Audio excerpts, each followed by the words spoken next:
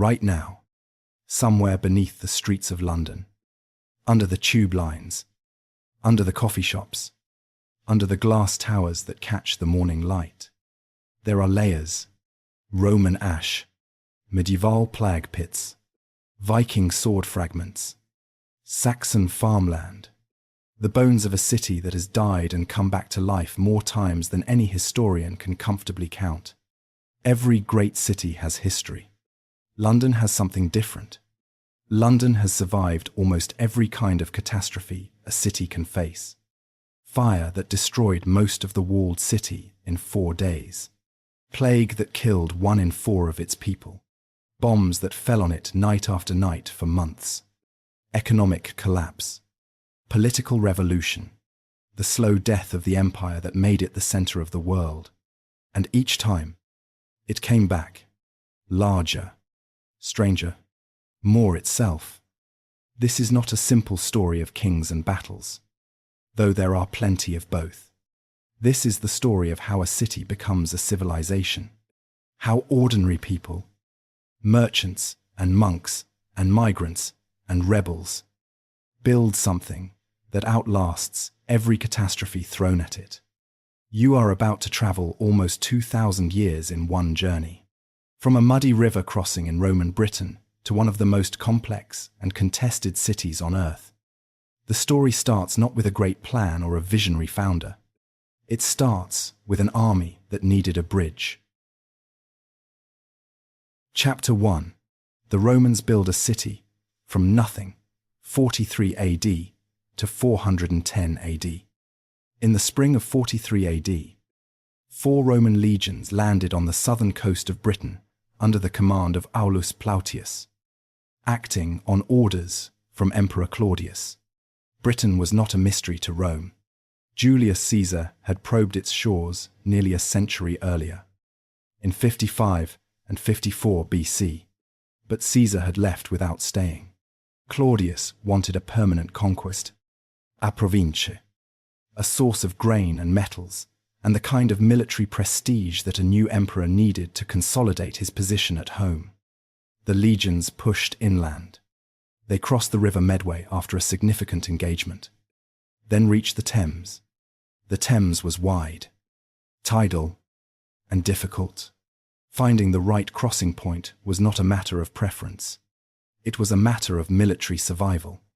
Too far east and the river widened into an estuary too deep to cross. Too far west and the terrain became difficult for an army moving with supply wagons and siege equipment. The Romans found their crossing at a point where 2 low gravel banks narrowed the river enough to make a bridge possible. That location is almost exactly where London Bridge stands today. Think about that for a moment. The most important decision in London's entire history, the decision that determined where the city would be built, was made by a military engineer looking at a river and calculating the minimum distance between 2 muddy banks. There was no vision, no prophecy, no sense of destiny. Just a practical problem and a practical solution. London was born not from greatness, but from logistics. Within a decade of that first crossing, a settlement had grown up around it. The Romans called it Londinium. Scholars still debate the exact origin of that name. It may derive from a pre-Roman Celtic place name, possibly referring to the settlement by the navigable river, though the precise etymology remains uncertain. What is not in doubt is what Londinium became. Warehouses went up along the north bank of the Thames. A road network spread outward in every direction. Merchants followed the soldiers. Craftsmen followed the merchants. By the mid-1st century AD, the settlement was already cosmopolitan in a way that would not be seen again in this part of the world for many centuries. Archaeological evidence recovered from the site shows traders and workers from Gaul, from North Africa, from Syria, from Spain. One of the most striking physical pieces of evidence for this early diversity is a tombstone discovered in London and now held in London's museum collections. It belonged to a man named Aulus Alphidius Olussa, who was born in Athens and died in Londinium.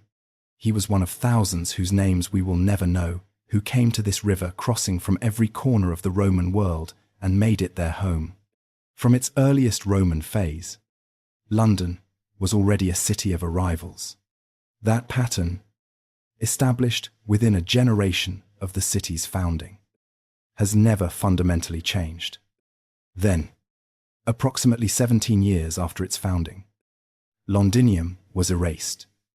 Queen Boudica of the Iceni tribe had watched the Roman occupation strip her people of land, wealth, and dignity. When Roman administrators seized Iceni territory after the death of her husband, King Prasutagus, and when Boudica herself was flogged and her daughters assaulted, the result was not submission. It was war. Her forces swept through Roman Britain. They burned Camulodunum, modern Colchester. They turned toward Londinium. The Roman governor Gaius Suetonius Paulinus was campaigning far to the west when word reached him. He marched back with extraordinary speed, reached Londinium, assessed the situation, and made the brutal calculation that the city could not be defended with the forces available. He ordered an evacuation and withdrew. What happened next is preserved not in written accounts, but in the ground itself. Archaeologists excavating beneath the streets of the modern city of London have found a thin but consistent layer of reddish-brown ash and burned debris lying approximately 15 to 20 feet below street level. This layer, sometimes called the Boudican destruction horizon, marks the moment when Boudica's forces swept through the evacuated settlement and burned it to nothing. The ash contains fragments of melted Roman pottery, burned grain, charred wood. It is the physical record of a city being destroyed, visible to anyone willing to dig deep enough. Boudica's rebellion was eventually broken by Suetonius in a battle whose precise location remains unknown. The Romans rebuilt Londinium, and they built it bigger. Within a generation of the destruction, Londinium had surpassed its earlier size and replaced Camulodunum as the effective capital of Roman Britain. A new forum and basilica complex was constructed, one of the largest north of the Alps. The basilica alone stretched over 500 feet in length. Roman bathhouses were built. A large amphitheatre was constructed in what is now the Guildhall area of the City of London. Its curved outline, still faintly visible in the shape of Guildhall Yard above it. Then, between around 190 AD and 220 AD, the Romans built the Wall. The London Wall enclosed approximately 330 acres on the north bank of the Thames. It was built of ragstone quarried in Kent, transported up the Thames by barge. At its full extent, it stood approximately 20 feet high and was perhaps 8 feet thick at its base. Fragments of that wall still stand today, incorporated into later medieval constructions, visible in basements and car parks and museum displays across the modern city. When you see those massive courses of Roman stone in a London basement, you are looking at infrastructure built roughly 1800 years ago that still defines the boundaries of the oldest part of the city. At its peak, around the late 2nd century AD, Londinium may have housed somewhere between 30,000 and 60,000 people. With historians treating the higher estimates cautiously, it was the largest and most important urban centre in Roman Britain. A proper city, with its forum and its baths, its temples and its amphitheatre, its multilingual population drawn from across the empire. Then, Rome began to collapse. The process was slow and catastrophic in ways that are difficult to convey. From the 3rd century onward, the Western Roman Empire faced simultaneous pressures it could not resolve. Military threats on every frontier, political instability that produced dozens of emperors in a single century, many ruling for only months before being assassinated. Economic disruption, plague. In 410 AD, the Emperor Honorius, faced with Visigoth armies threatening Rome itself, reportedly sent a message to the cities of Britain telling them to look to their own defense. The legions were not coming back. What followed was not a sudden catastrophe. It was a slow unraveling that may be harder to understand than any dramatic military defeat. Without the Roman trade networks, the economy of Londinium collapsed. The goods that had filled its warehouses stopped arriving. Roman currency became worthless. The craftsmen and merchants who had sustained the city had no reason to stay. A city that had housed tens of thousands of people dwindled. Within a generation or two, to a fraction of that, the grand public buildings fell into disuse. Roofs caved in. Mosaic floors were buried under debris. The Forum and Basilica began their long, slow collapse into rubble. The Thames kept flowing. The wall kept standing, but the city it had enclosed had ceased to exist. London's first great era was over, and the story of what came next begins not with a conquering army or a royal decree, but with a group of farmers who looked at the ruins of one of the greatest cities in the Roman world and decided, quite deliberately, to build somewhere else.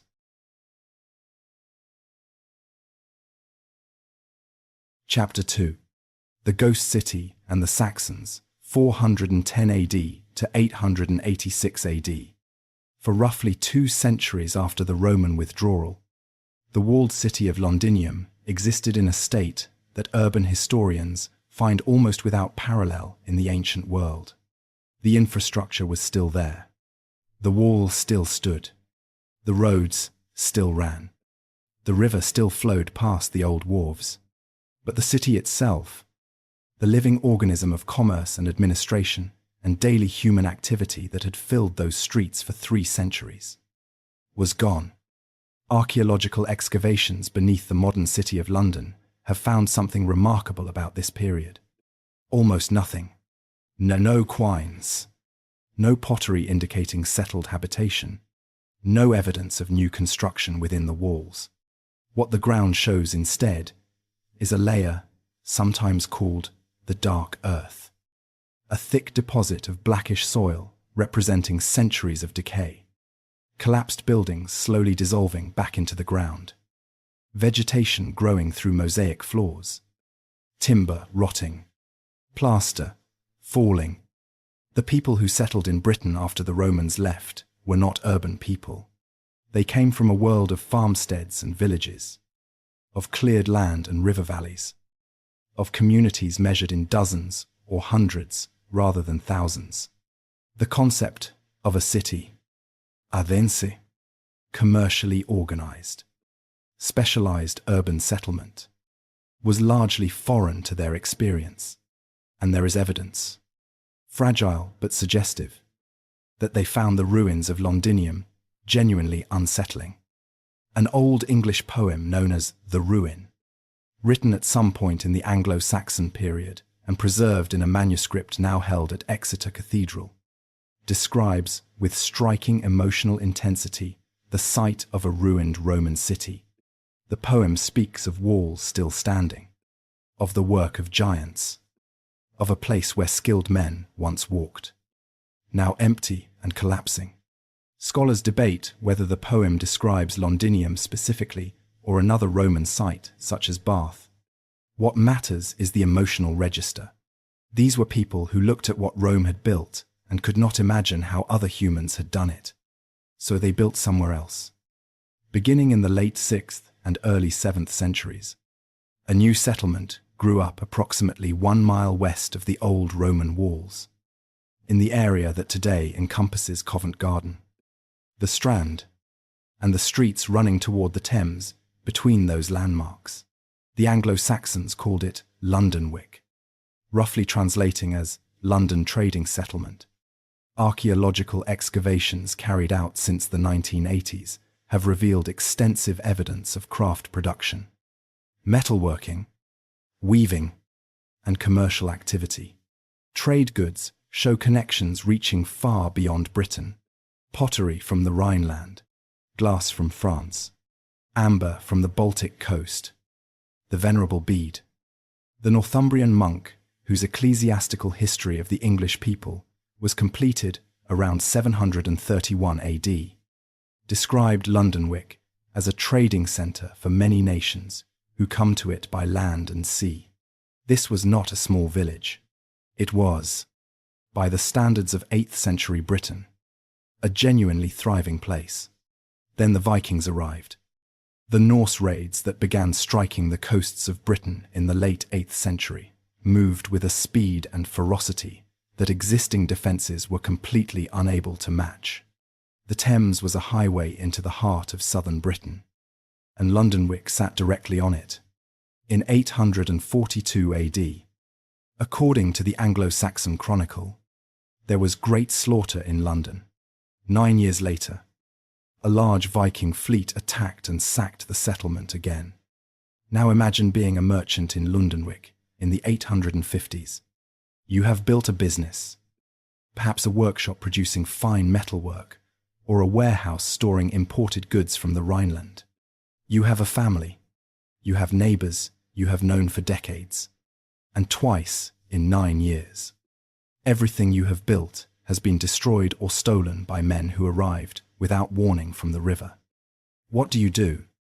You cannot fight them. The defences are inadequate. You cannot predict when they will come. You can only rebuild and wait and hope that this time will be the last time. It was not the last time. The raids became systematic. Viking leaders began wintering on the Thames rather than withdrawing to Scandinavia after the summer raiding season. By the 870s AD, a Viking army had captured York and was moving through the Midlands of England with apparent intention to stay. King Alfred of Wessex, who came to the throne in 871 AD and would later be called the Great, the only English monarch in history to receive that designation, spent much of his early reign fighting for survival. In 878 AD, he was reduced to hiding in the Somerset marshes with a small band of followers, while Viking forces controlled most of England. His subsequent recovery, culminating in the defeat of the Viking leader Guthrum at the Battle of Edington, is one of the most dramatic reversals in English history. In 886 AD, Alfred retook London from the Danes and made a decision of profound long-term consequence. He did not rebuild Londonwick, the settlement that had grown up west of the Roman walls. Instead, he moved the population back inside the old Roman walled city, repaired the ancient defences, and re-established London as a fortified urban centre. He renamed it Lundenburg, the London Fortress. Londonwick, abandoned, gradually acquired a new name in Old English, Ealdwick, meaning the old settlement. That name, worn down by centuries of use, survives today as Aldwych, the curved street in central London where the Strand meets Kingsway. When you walk along Aldwych today, you are walking through the ghost of a city that died more than 1,000 years ago. Most of the people rushing past you to catch their bus have no idea. Alfred's decision to repopulate the Roman walled city was, in retrospect, one of the most consequential urban planning decisions ever made in Britain. It committed London to a site defined by Roman engineering. It gave the city walls that would shape its boundaries for centuries. And it began the process by which the old Roman infrastructure, largely dormant for 400 years, became the skeleton of a new medieval city. In 1016 AD, the Danish king Knut, associated in later legend with the story of commanding the tide, a tale that tradition tells as a demonstration of royal humility rather than arrogance, made London his capital. In 1042 AD, the English king Edward, later known as Edward the Confessor, came to the throne and made a decision that would alter London's geography permanently. He built Westminster Abbey on a marshy island in the Thames, approximately 1 mile west of the old walled city, and beside it, a palace that became the centre of royal government. That single decision gave London a dual character it retains today. the City of London. The old walled area. For commerce and finance. Westminster. To the west. For government and power. Two cities. Side by side. Never quite the same. Never quite separate. Always in a relationship that is sometimes cooperative and sometimes deeply uncomfortable. That tension has defined English political life for 1,000 years and shows no signs of resolving itself. When Edward the Confessor died, childless, in January of 1066 AD, he left behind a succession crisis that would end the Anglo-Saxon era entirely and transform London more completely than anything since the Romans.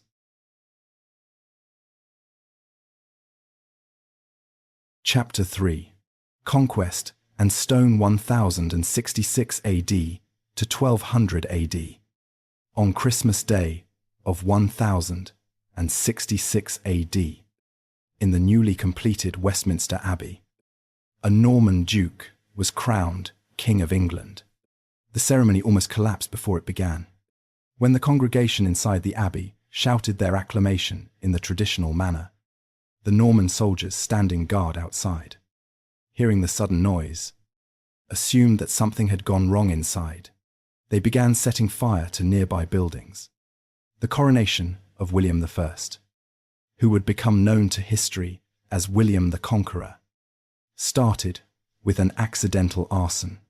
It was, in retrospect, an appropriate beginning for a reign that would transform England through a combination of ruthless efficiency and barely contained violence.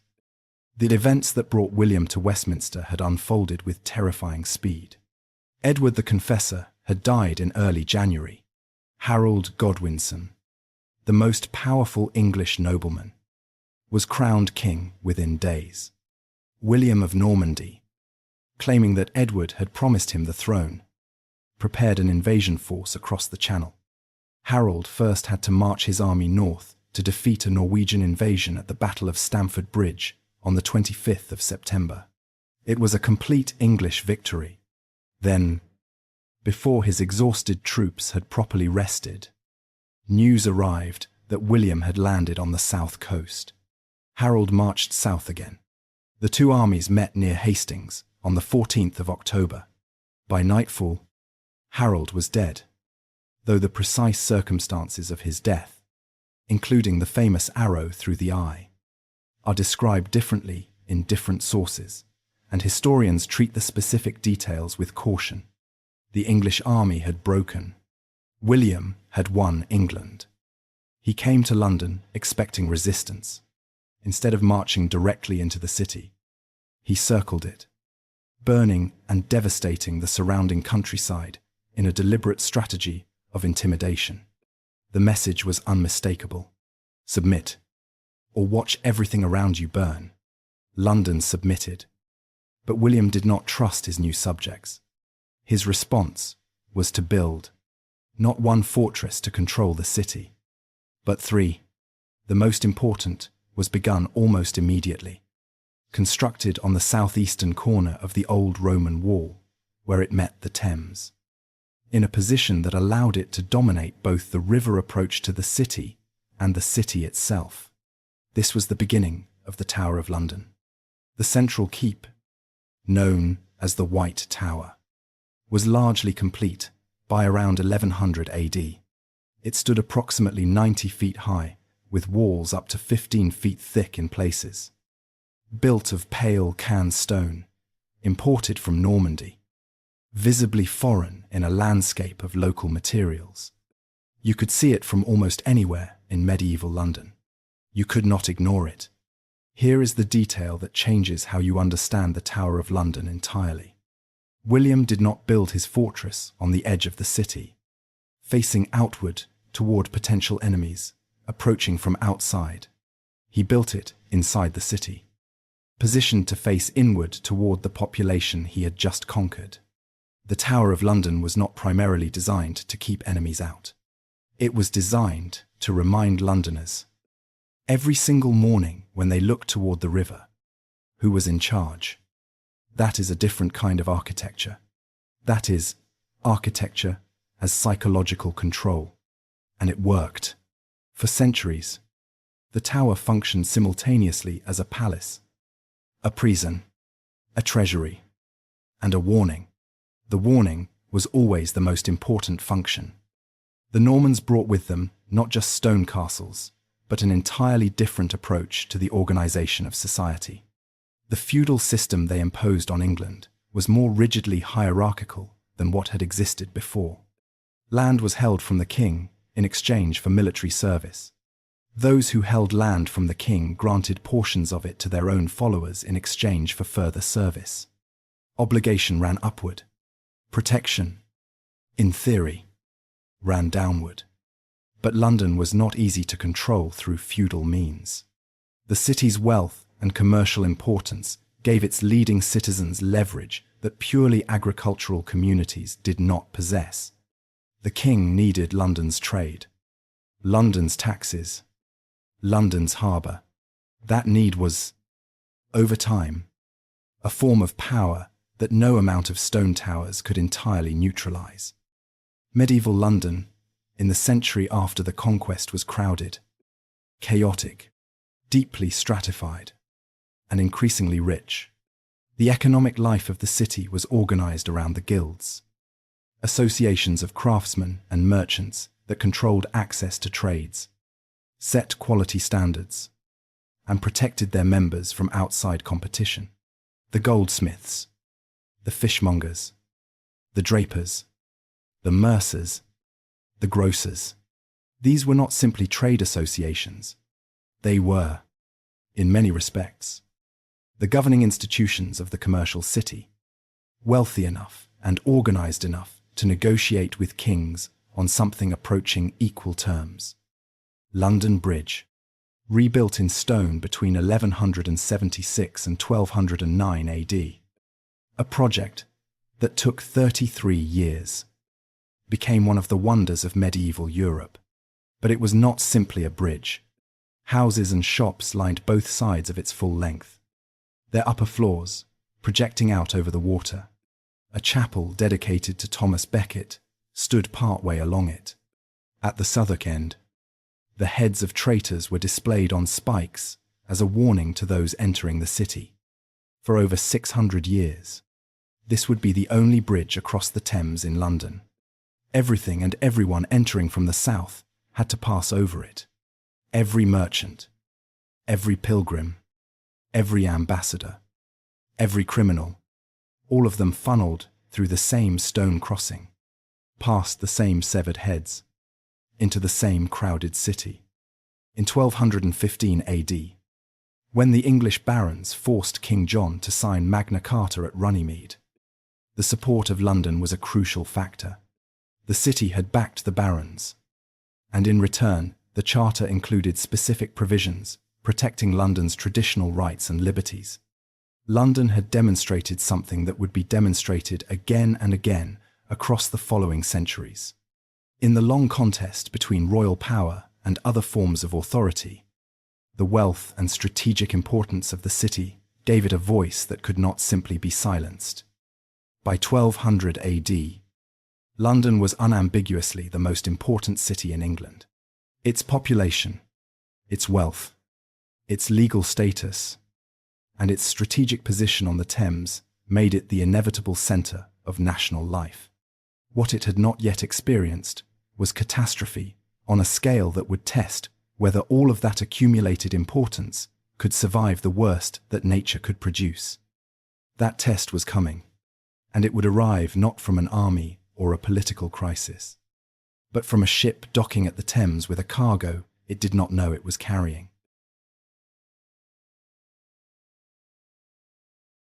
Chapter 4. Black Death and Peasant Fire, 1200 AD to 1450 AD. In the late summer of 1348 AD, the parish records of St. Michael Cornhill in the City of London begin to show something unusual. The number of burial entries, normally a steady trickle of the elderly and the sick, starts to climb, then climb faster. By September, the pace has become something that the parish clerk whose name we do not know. Records in entries that grow terser and more hurried with each passing week. Historians who have studied these records describe the handwriting as that of a man under pressure. The neat, careful script of earlier months giving way to something faster and less controlled. He was right to be frightened. The Black Death had arrived in London. This opening draws on what the documentary and archaeological record actually shows, which is that the earliest signs of the plague in London appear in parish burial records in the late summer of 1348 AD. With the outbreak intensifying sharply through the autumn, the specific clerk is an unnamed historical figure, not a named composite. But the pattern his records reveal is documented by historians, including those who have studied the archives of the Corporation of London. London, in 1348, was a city of perhaps 80,000 people, the largest it had been since Roman times. Those people lived in conditions that could hardly have been better designed to spread an infectious disease. The streets were narrow, often unpaved, running with animal waste and human refuse. Houses were packed tightly together. Clean water was scarce. Rats were everywhere. The plague moved through London with terrifying speed. Contemporary chronicles describe scenes of almost incomprehensible horror. Bodies piling up faster than they could be buried. Priests refusing to administer last rites for fear of infection. Families abandoning their sick. Mass graves dug in fields outside the city walls because the parish churchyards were full.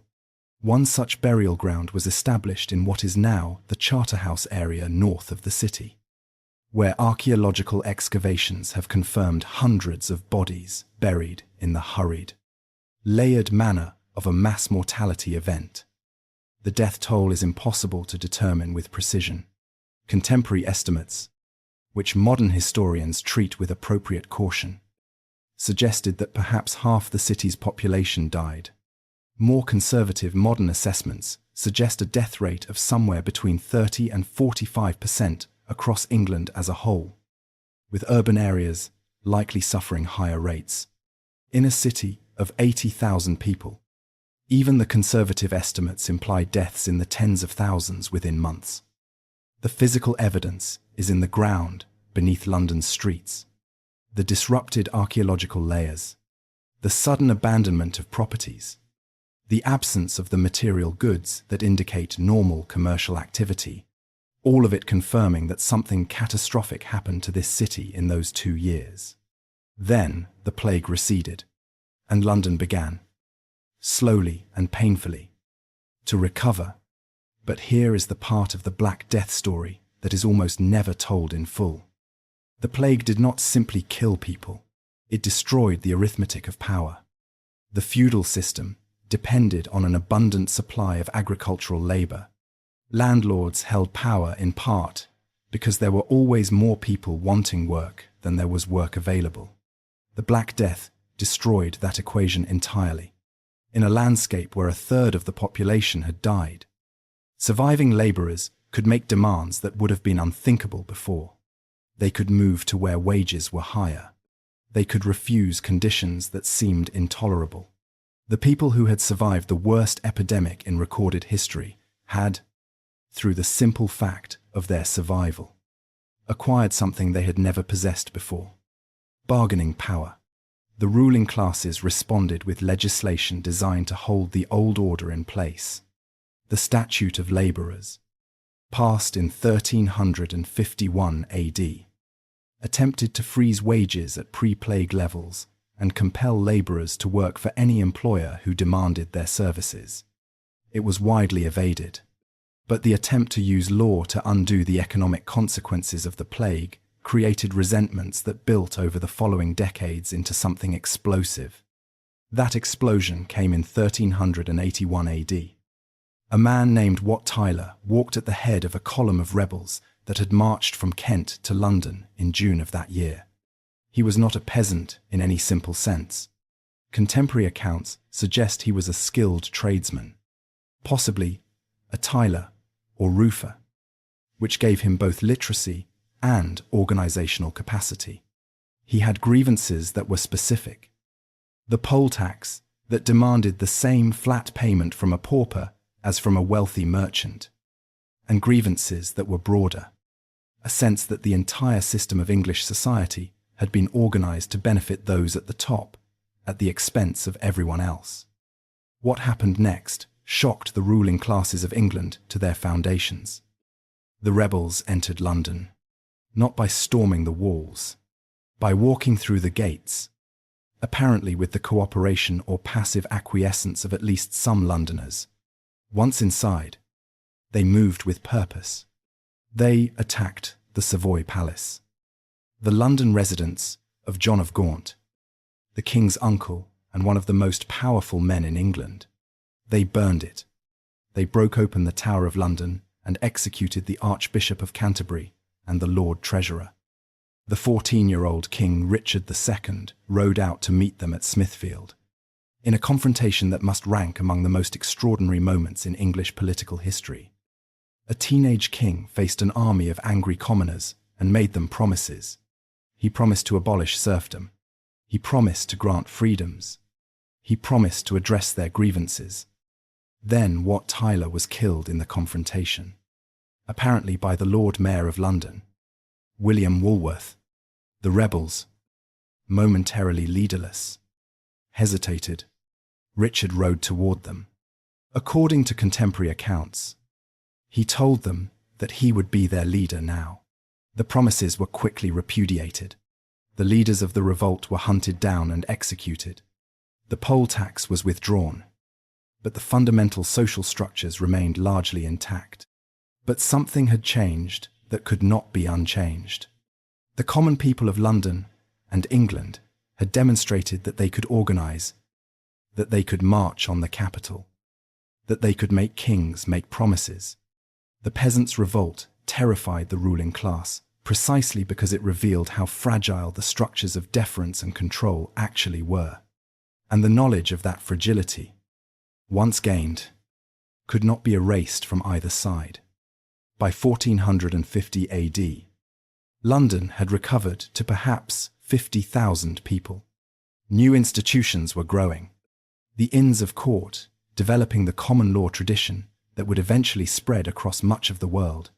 On the south bank of the Thames, in Southwark, outside the jurisdiction of the city proper, theatres and taverns and bear-baiting rings were developing the kind of entertainment that the sober merchants of the city would not permit within their walls, but could not prevent from flourishing just across the river. London was recovering, and on the edge of a transformation that none of its inhabitants could yet imagine. The transformation was coming from two directions at once: from a king who wanted a divorce, and from sailors who were about to find a new world.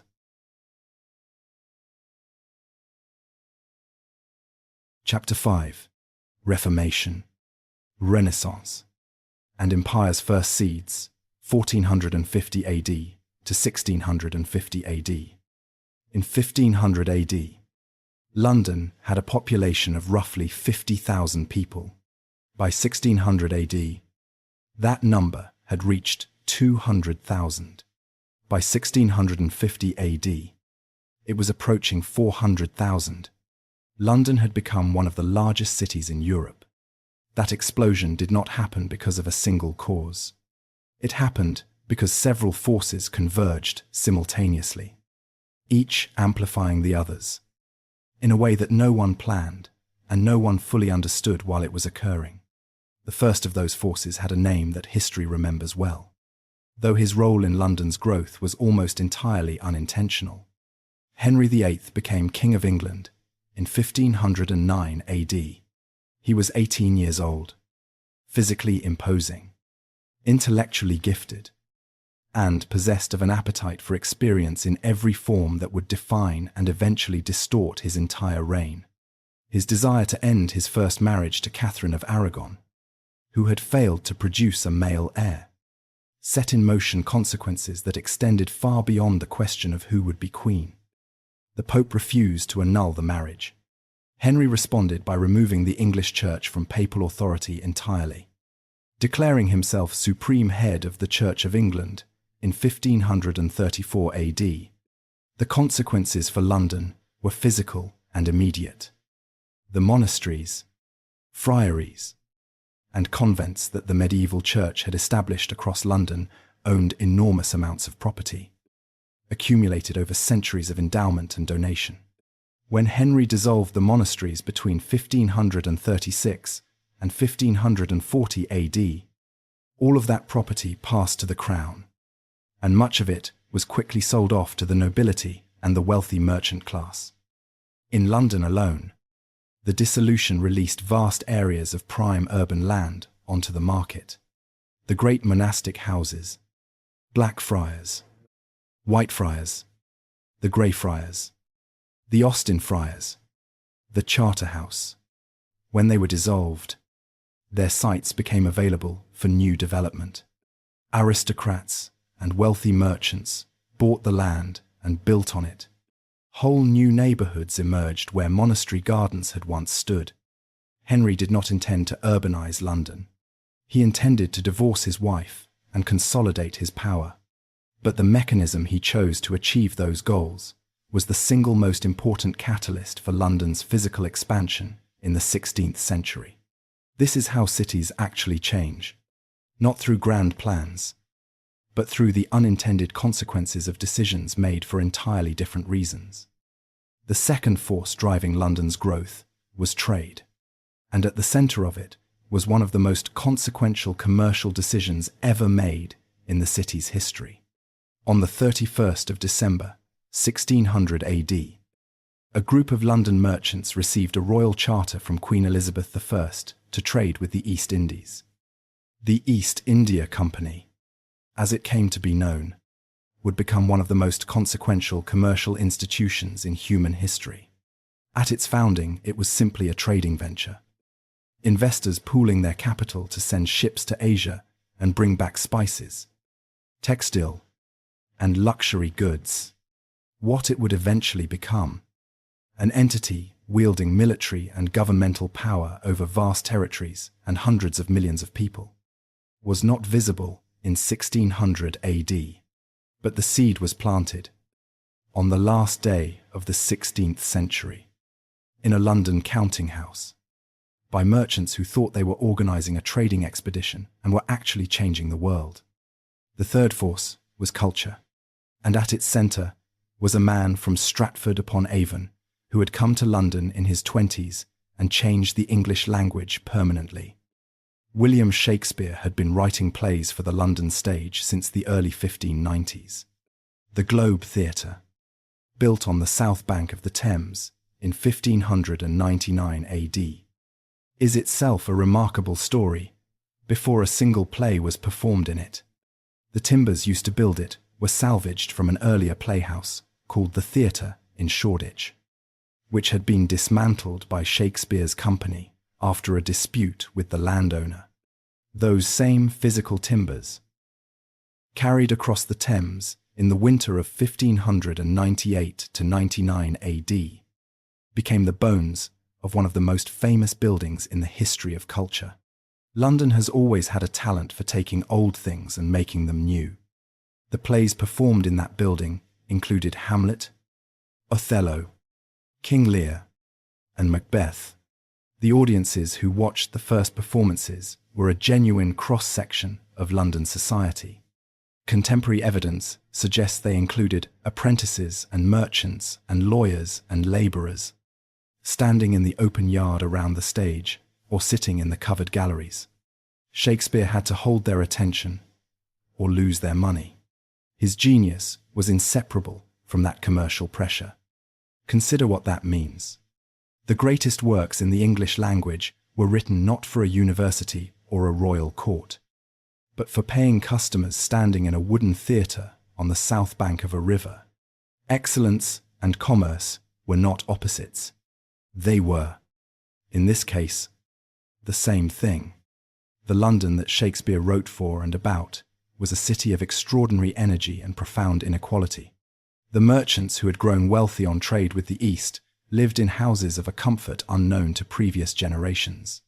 The labourers who crowded into the rapidly expanding suburbs lived in conditions of poverty and overcrowding that were, if anything, worse than those of the medieval city. By the 1640s, those tensions had reached a crisis point. In 1642 AD, England descended into civil war. The conflict between King Charles I and a parliament that refused to be governed without its consent divided the country, divided London, and divided families. London itself was predominantly on the parliamentary side. The city's merchant class had too many grievances against royal financial demands to support the crown enthusiastically. Charles I was executed on the 30th of January, 1649 AD, outside the banqueting house in Whitehall. The crowd that watched reportedly let out a collective groan as the axe fell. The execution of an English king on a London street was an event without precedent, a demonstration that the boundaries of what was politically possible had shifted permanently. The interregnum that followed, the period of Commonwealth and then Protectorate government under Oliver Cromwell, was a time of political experiment and cultural restriction that London's theatre-loving, commercially minded population found deeply uncomfortable. The theatres were closed. Public festivals were suppressed. When Charles II was restored to the throne in 1660 AD, London celebrated with an enthusiasm that reflected genuine relief. But the city that welcomed the returning king was about to face two disasters in rapid succession, more physically destructive than anything London had experienced since the Boudicca burning more than 16 centuries earlier. The first came silently, carried by rats. The second came on the wind.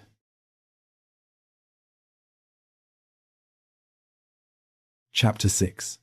Plague, Fire, and Rebirth, 1650 AD to 1720 AD.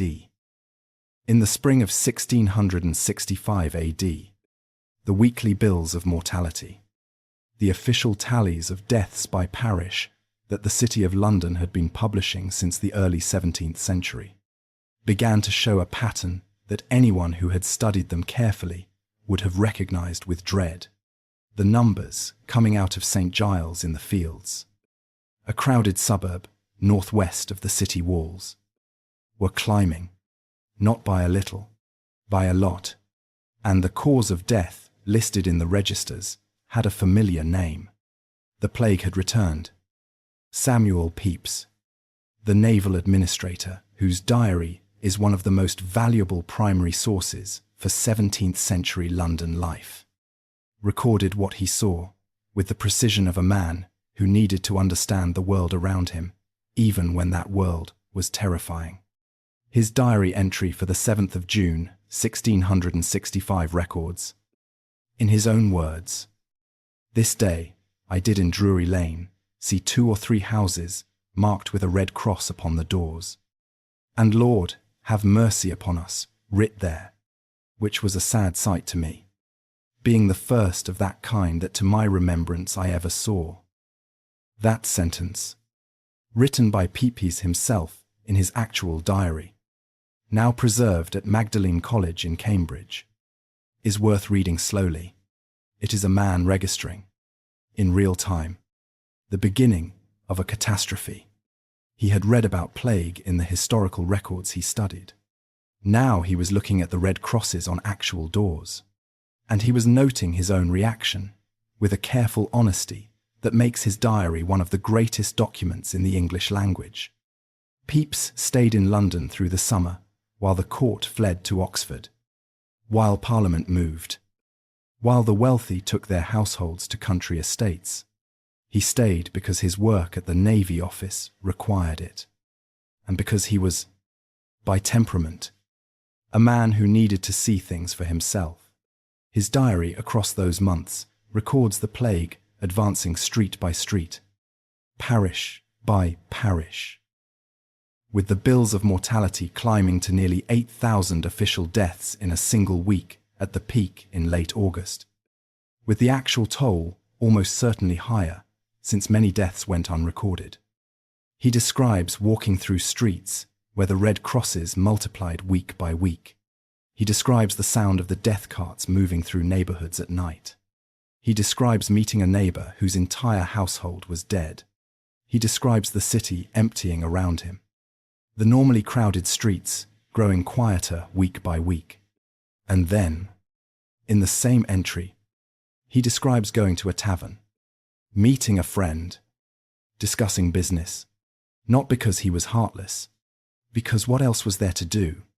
London, in 1665, was a city of perhaps 450,000 people, densely packed into streets and neighborhoods that had grown far beyond any capacity the city's primitive sanitation infrastructure could manage. The Thames was heavily polluted. Waste ran in open channels along the centers of streets. Rats were abundant.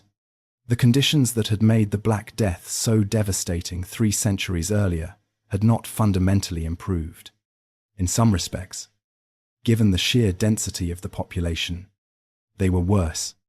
By the time the outbreak finally faded in the autumn and winter, somewhere between 70,000 and 100,000 people had died in London, representing somewhere between 15 and 25% of the city's population.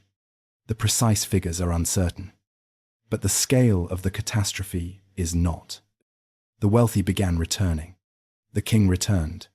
The city began recovering, as it had recovered from every previous disaster, through the resumption of trade and the gradual rebuilding of normal life.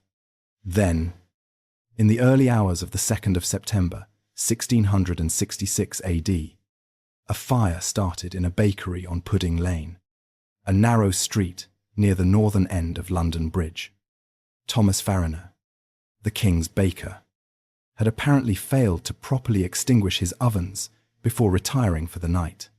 Sometime around 1 or 2 in the morning, the bakery caught fire, the building next door caught, then the one after that. London, in 1666, was extraordinarily vulnerable to fire.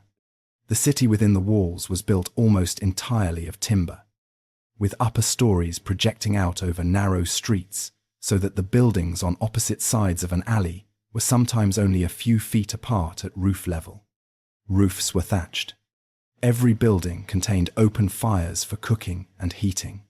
There were no fire departments in any modern sense. The summer of 1666 had been exceptionally hot and dry.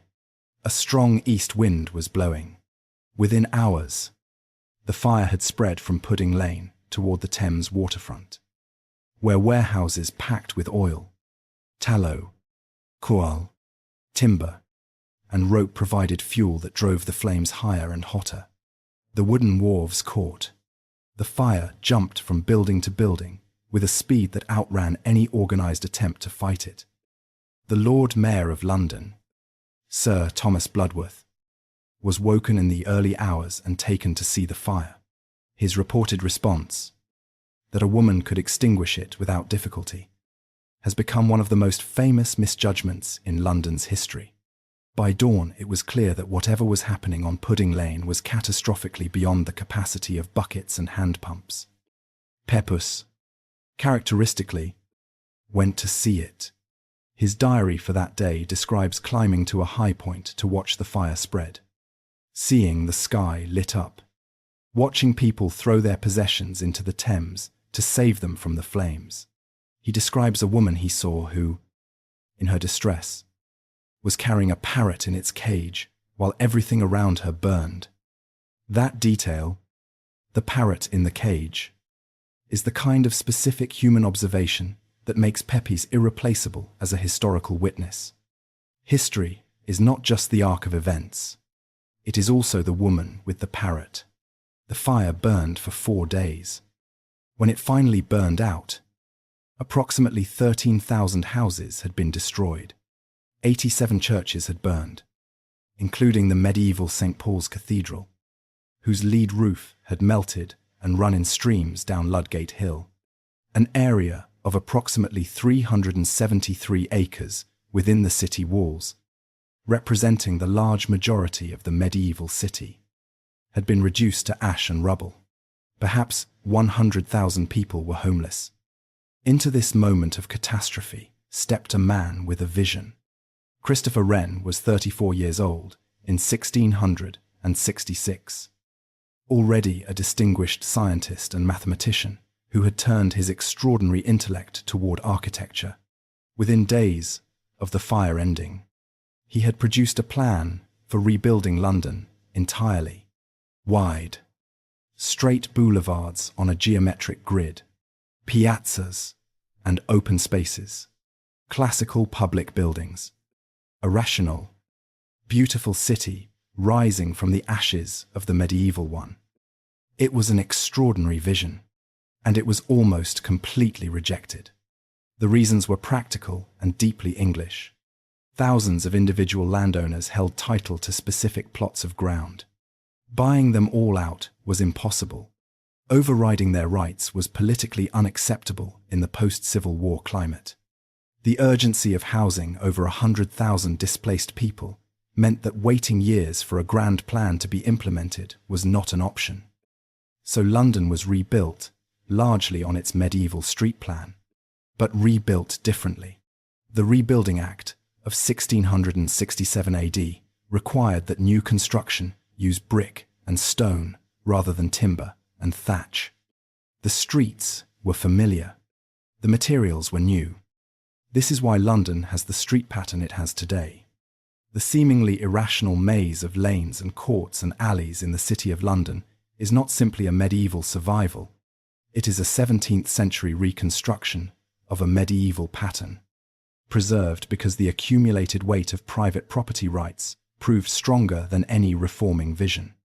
There is something characteristically London about that outcome. The city had the opportunity for complete reinvention and chose, in effect, the shape of its own past with better building materials. Wren did not get his city, but he got his cathedral, the new St. Paul's.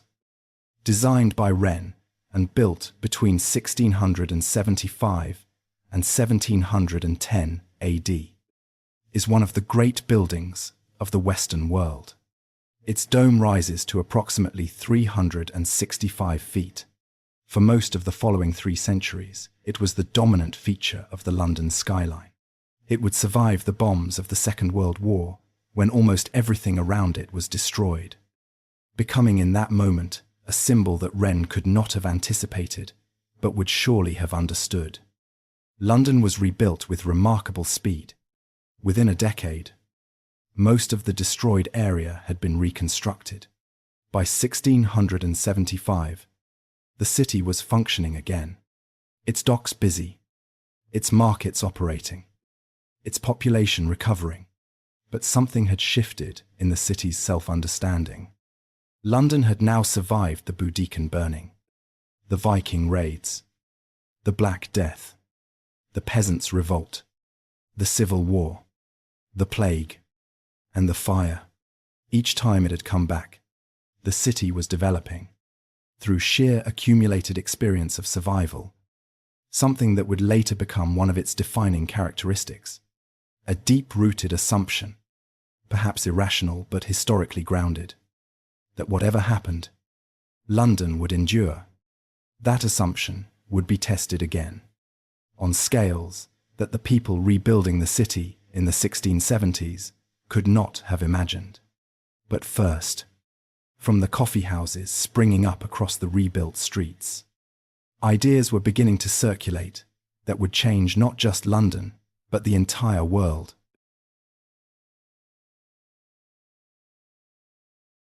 Chapter 7. Enlightenment, Empire, and Inequality, 1720 AD to 1850 AD. Walk into any coffee house in London in the early 18th century, and you would find something that had no real precedent in the city's history. You would find men of every social rank, from aristocrat to clerk, sitting together, arguing, reading newspapers that were multiplying with the new printing presses, exchanging information about trade and politics and science and philosophy, and doing business. The coffee house was the closest thing the 18th century had to the internet. Information circulated faster there than anywhere else. Ideas met other ideas and produced unexpected combinations. The boundaries between social classes were, if not dissolved, at least made permeable in ways that the formal structures of English society did not generally allow. And from those conversations, two of the most important financial institutions in the world were born. A merchant named Edward Lloyd ran a coffee house near the Thames in the City of London. He had noticed that the men who used his establishment most regularly were ship owners, sea captains, and the traders who needed to insure their cargoes against the risks of long ocean voyages. He started providing them with shipping news, lists of vessels, information about routes and sea conditions. His coffee house became the natural gathering place for anyone who wanted to share or acquire information about maritime commerce. Lloyd died in 1713 AD. The institution he had created did not die with him. The practices of maritime insurance that had developed organically around his tables formalized over the following decades into what became Lloyd's of London. Still today, among the most important insurance markets in the world. Operating from a building near its original site in the city. A few streets away, Jonathan's Coffee House in Exchange Alley had become the meeting place for those who wanted to buy and sell shares in the joint stock companies transforming English commerce. The trading practices that developed in Jonathan's formalized over time into the London Stock Exchange. These were not accidents.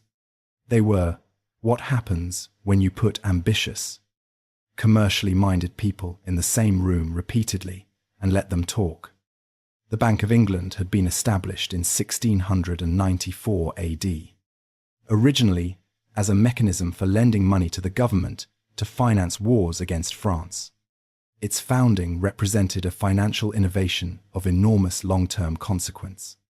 By creating a reliable institutional mechanism for government borrowing, it allowed Britain to fund military operations and commercial expansion on a scale that tax revenues alone could not have supported.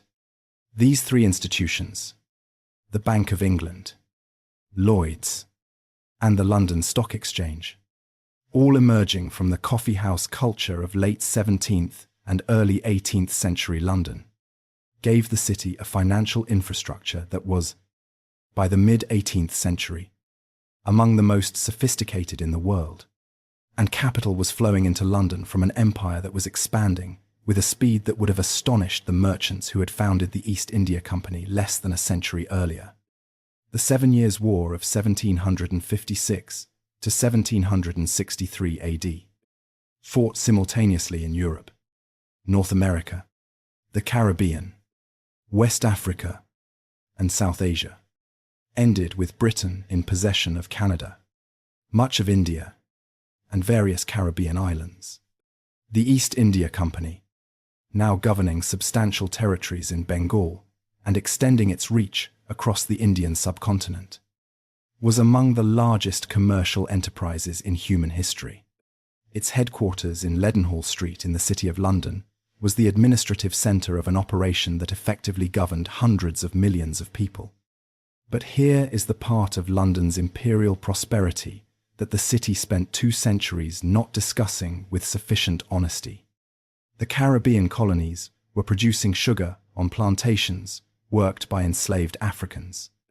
The slave trade was organized in significant part through London. Merchants in the city financed the voyages, insured the ships, and profited from the sale of human beings in ways that created family fortunes that built the elegant townhouses of Mayfair and the country estates of the English aristocracy. Research conducted by University College London and confirmed by the Bank of England's own historical investigations has established that the Bank of England held accounts for slave traders and that the wealth of slavery was embedded in the financial infrastructure of the city at every level. This is not a peripheral footnote to London's history. It is a central thread of it. Now pause for a moment and consider what that means. The same city that was producing the philosophical and scientific ideas of the Enlightenment, ideas about human reason and natural rights, and the dignity of the individual, was simultaneously organizing, financing, and profiting from the systematic enslavement of hundreds of thousands of human beings. That contradiction does not diminish the achievements of the Enlightenment, but it is essential to understanding what London actually was in the 18th century, as opposed to what it preferred to think it was. In 1720 AD, Robert Walpole moved into 10 Downing Street as the first person to hold the office that would eventually be called Prime Minister. George III bought Buckingham House in 1761 AD as a private family residence, the building that would eventually, through the reigns of his son and grandson, become Buckingham Palace. Westminster Bridge opened in 1750 AD, giving London its second crossing of the Thames after 6 centuries with only London Bridge. Then came the Industrial Revolution, and London transformed yet again. The Industrial Revolution did not begin in London. It began in the Midlands and the North, in the textile mills of Lancashire, in the iron foundries of the Black Country, in the coal mines of Northumberland. But London was where the capital was, and London was where the consequences of industrialization arrived, with the greatest force and the most human complexity. The railways that began connecting Britain's cities in the 1830s and 1840s converged on London. Euston Station opened in 1837 AD, the first mainline terminus in the capital. Paddington and King's Cross followed within a decade. The railway transformed the relationship between London and the rest of Britain, making it possible to travel from the north of England to the capital in hours rather than days. It also brought people, hundreds of thousands of them. The population numbers tell the story with unmistakable clarity. In 1801 AD, London had just over 1 million people, already by far the largest city in Europe. By 1851 AD, the population had reached 2.5 million. The city was growing by tens of thousands of people every year, drawing in migrants from across Britain and from Ireland, where the famine of the 1840s had driven millions from their homes. Where were all these people living? In conditions that reformers found almost impossible to describe without resorting to language their readers struggled to accept. Charles Dickens, whose novels were appearing to enormous popular readership throughout the 1830s and 1840s, was doing something more than writing fiction. He was conducting, in the form of narrative, a sustained investigation into the condition of the London poor. And he was putting that investigation before a reading public that included the wealthy and powerful, who preferred not to think about what was happening in the districts they never visited. In Oliver Twist, published in 1837–39 AD, Dickens described Jacob's Island in Bermondsey as the filthiest, the strangest, the most extraordinary of the many localities hidden in London. Contemporary accounts and subsequent historical research confirm that Bermondsey and similar neighbourhoods were places where houses literally stood over open sewers, where the inhabitants drew their drinking water from the same channels that carried away their waste, where families of 5 or 6 people shared single rooms in buildings without any sanitation or meaningful heating. Dickens was not exaggerating for effect. He was, if anything, describing conditions that statistics subsequently confirmed were widespread across the poorest districts of the city.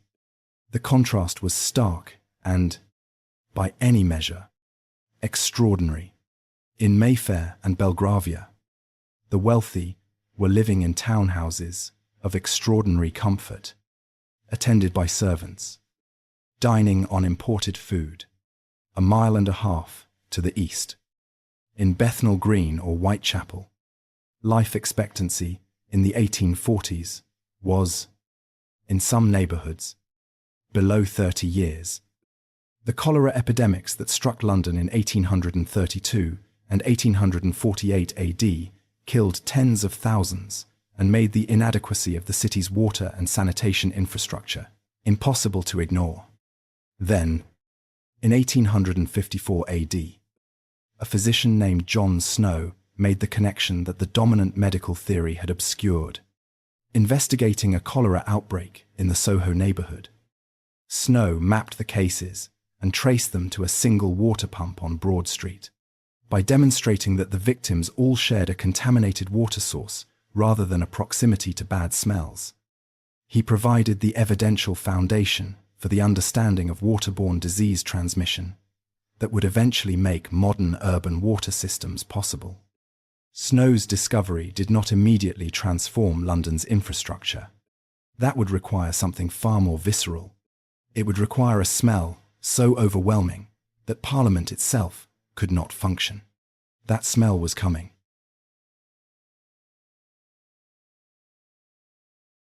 Chapter 8. Victorian Engineering and Dark Secrets, 1850 AD to 1914 AD. In the summer of 1858 AD, the River Thames became, quite literally, a weapon against the people who governed Britain. The summer was unusually hot. The river, which had been receiving the untreated sewage of a city of nearly 2.5 million people for decades, reached a temperature at which the decomposition of that waste produced gases of such overwhelming intensity that the curtains of the Houses of Parliament, standing directly on the riverbank, were soaked in chloride of lime in an attempt to make the building habitable. It did not work. Members of Parliament fled the chamber. Committees were abandoned. The business of government ground to a halt. The Great Stink accomplished something that decades of reformist argument, John Snow's careful epidemiology, and 2 cholera epidemics that had killed tens of thousands had failed to achieve. It made the people who controlled the city's finances personally and immediately uncomfortable. Within months, Parliament had authorised the construction of a comprehensive sewage system for London. The man given the task was Joseph Bazalgette, chief engineer of the Metropolitan Board of Works. What Bazalgette built over the following decade and a half was one of the great engineering achievements of the 19th century, and one of the most consequential acts of urban infrastructure in the history of any city. A network of intercepting sewers running east to west beneath the north and south banks of the Thames, designed to capture the outflow of the existing smaller sewers before it reached the river and carry it eastward to treatment works downstream. The main intercepting sewers ran for over 80 miles in total. They required 4 major pumping stations. They involved the excavation and relaying of hundreds of miles of smaller sewers throughout the city. To build the northern intercepting sewer along the north bank of the Thames, Bazalgette had to construct an embankment, the Victoria Embankment, completed in 1870 AD, reclaimed approximately 37 acres of land from the river, created a new road and riverside walk, and concealed within it not only the sewer but also the underground railway, then being extended westward. Bazalgette built his sewers larger than his calculations strictly required. When asked why, he reportedly explained that since the work could only be done once, it should be done with sufficient capacity for the city's future growth. He doubled the capacity his figures suggested was necessary, and then doubled it again for safety. The sewers he built in the 1860s and 1870s are still carrying London's waste today, more than 150 years later. Think about what that means. An engineer working in the 1860s made decisions that are still functioning correctly in the 21st century. He built not for his generation or his children's generation, but for every generation that would follow him. When you cross the Victoria Embankment, you are walking over infrastructure designed by a man who saved more lives than most generals ever did. He did not build a cathedral or a palace. He built a sewer, and it changed everything. On the 10th of January 1863 AD, the Metropolitan Railway opened its first section between Paddington and Farringdon Street, running beneath the streets of London in a shallow tunnel. The world's first underground railway carried approximately 38,000 passengers on its opening day. According to contemporary reports, the problems were immediately apparent. The steam locomotives produced smoke, steam, and sulfurous fumes that had nowhere to go. Passengers emerged from their journeys in a state that contemporary accounts describe with varying degrees of humor and distress.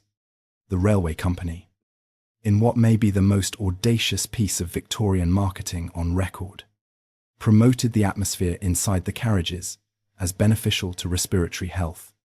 Despite the discomfort, the Underground Railway was an immediate commercial success. Lines were extended rapidly. A network spread beneath the streets that would eventually connect the entire city and transform where people could live and work. The electrification of the lines, beginning in the 1890s and completed across most of the network in the early 20th century, solved the smoke problem and made the Underground the foundation of London's transportation system. By 1900 AD, London had an underground railway network that was among the most extensive in the world. Above ground, the Victorian city was also building itself in ways that expressed its confidence and its sense of historical importance. The Houses of Parliament rose from the Thames in a Gothic revival style, designed to look as though it had grown organically from medieval precedent. The Great Exhibition of 1851 AD, held in Hyde Park in a building of iron and glass known as the Crystal Palace, was a statement of imperial confidence without close parallel in the modern era. 6 million people visited in less than 6 months. In a country of approximately 21 million, the Metropolitan Police, established in 1829 AD by Home Secretary Robert Peel, had given London its first professional police force. But here is the tension that the Victorian age never resolved, and that makes it one of the most morally complex periods in London's history. The same civilization that built the sewers and the Underground Railway and the Crystal Palace, that produced Charles Darwin and Michael Faraday and Charles Dickens, that established free public libraries and the Metropolitan Police and the first public health legislation. That same civilization presided over conditions of poverty and exploitation that reformers described with horror, and that statistics subsequently confirmed were systemic rather than exceptional. Charles Booth's Survey of London Poverty, published between 1889 and 1903 AD, in a 17-volume work titled Life and Labour of the People in London, was the most systematic investigation of urban poverty ever undertaken in Britain up to that point. Booth's researchers walked every street in London and produced detailed maps showing the distribution of poverty and wealth at the level of individual streets. The maps showed that approximately 30% of Londoners were living in poverty, defined as an income insufficient for bare physical subsistence. 30%. In the wealthiest city, in the wealthiest empire in the world. In the autumn of 1888 AD, the East End became the focus of a terror that gripped not just London, but the entire literate world.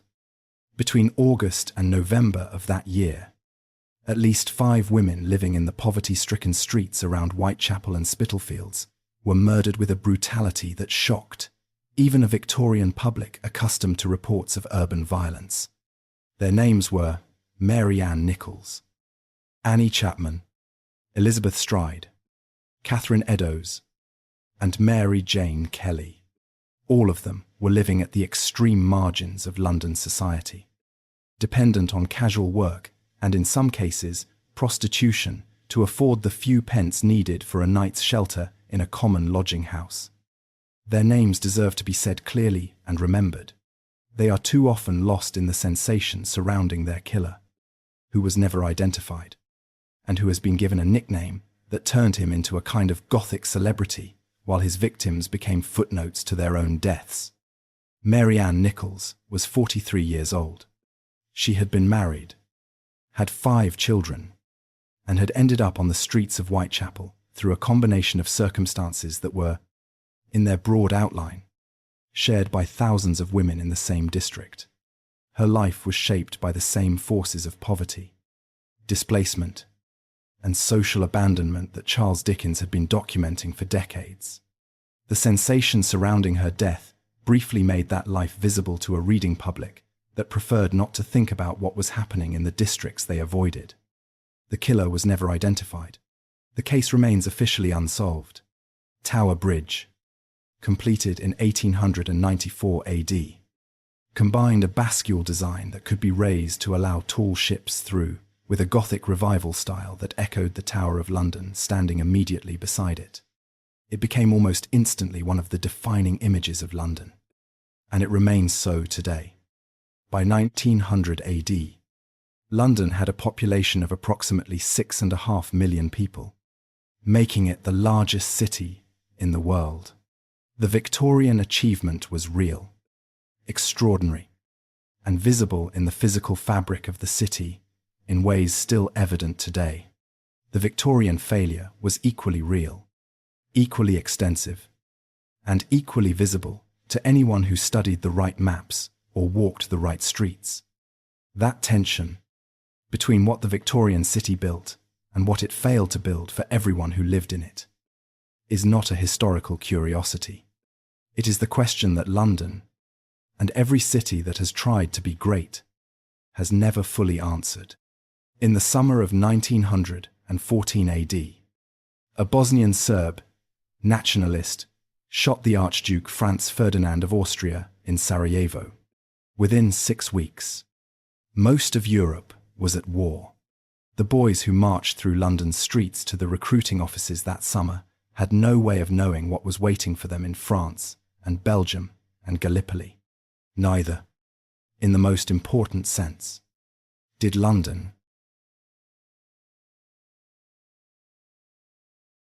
Chapter 9.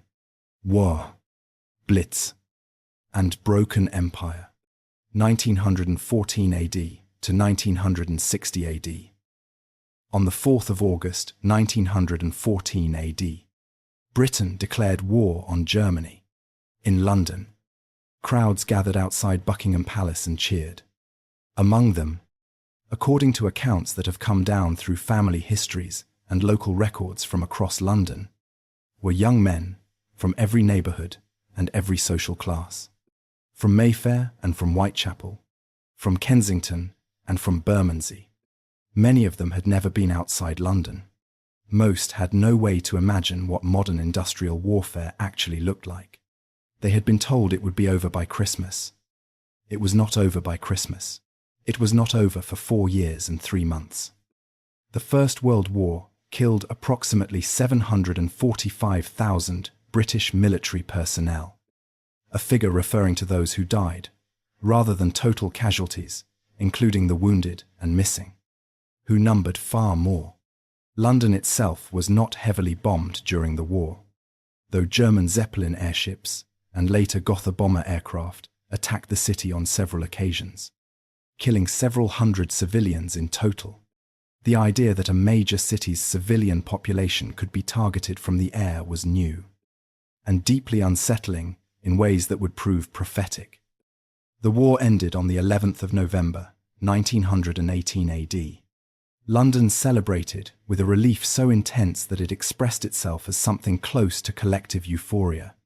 But beneath the celebrations was a grief of a scale and depth that British society would spend decades processing incompletely. The 1920s in London were a decade of contradictions. Jazz arrived from America. The first BBC radio broadcast was made in 1922 AD. New forms of entertainment, the cinema, above all, were transforming how ordinary people spent their leisure time. Women who had worked in factories and offices during the war were not willing to return entirely to their pre-war restrictions. And the extension of voting rights to women over 30 in 1918 AD, followed by equal voting rights in 1928 AD, reflected a social change that the war had accelerated but not created. But beneath the cultural energy, the 20s were a decade of economic precarity for much of London's working population. The General Strike of 1926 AD, called in support of coal miners facing wage cuts, brought out approximately 1.5 million workers across Britain for 9 days before the Trades Union Congress called it off without achieving its objectives. The miners continued their dispute alone for several months before being starved back to work. The 1930s brought the Great Depression. Unemployment rose sharply. The hunger marches that brought unemployed workers from the north of England to London.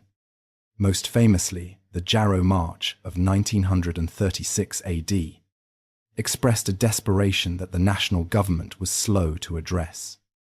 Because Europe was, again, deteriorating. Adolf Hitler had come to power in Germany in 1933 AD. The Munich Agreement of September 1938 AD, in which Prime Minister Neville Chamberlain accepted Hitler's annexation of the Sudetenland in exchange for assurances of no further territorial demands, was greeted in London with relief by people who desperately wanted to believe that war could be avoided. It could not. On the 3rd of September, 1939 AD, Britain declared war on Germany. Chamberlain made the announcement on BBC Radio at 11:15 in the morning, within minutes of the broadcast ending. Air raid sirens sounded across London. It was a false alarm, but no one knew that at the time, and the sound of those sirens on a sunny Sunday morning announced, with terrible clarity, what kind of war this was going to be. The first year of the war was, for London, a period of anxious preparation rather than immediate destruction. Children were evacuated to the countryside in their hundreds of thousands. Gas masks were distributed. Anderson shelters were dug into back gardens across the city. Artworks from the National Gallery were moved to a slate mine in Wales. The city held its breath. Then, on the 7th of September, 1940 AD, 348 German bombers flew up the Thames estuary in the late afternoon and began bombing the East End of London. The docks at Woolwich and Bermondsey were set alight. The fires burned through the night, visible from 50 miles away, providing a navigation beacon for the second wave of bombers that arrived after dark. The Blitz had begun. A woman named Gladys Langford, a schoolteacher living alone in Islington, kept a diary throughout the Blitz that was later deposited in the Islington Local History Centre, where it has been studied by historians as a primary source for civilian experience during the bombing. She was not famous. She was not connected to anyone important. She was a middle-aged woman going to work each day, sheltering each night, and writing down what she saw and felt with a precision and honesty that makes her diary one of the most valuable documents of the period. Her entries from this period, as quoted in historical accounts of the Blitz that have drawn on her diary, describe the particular texture of civilian endurance, the fear that came in waves rather than continuously, the exhaustion that made even terror feel routine after enough weeks, the irritation at disrupted sleep sitting alongside genuine dread of what the night might bring, the strange normality of making tea in the morning after a night in the shelter, of taking the bus to work past streets where buildings had stood the day before and now were rubble. She does not describe the Blitz as a time of uncomplicated heroism.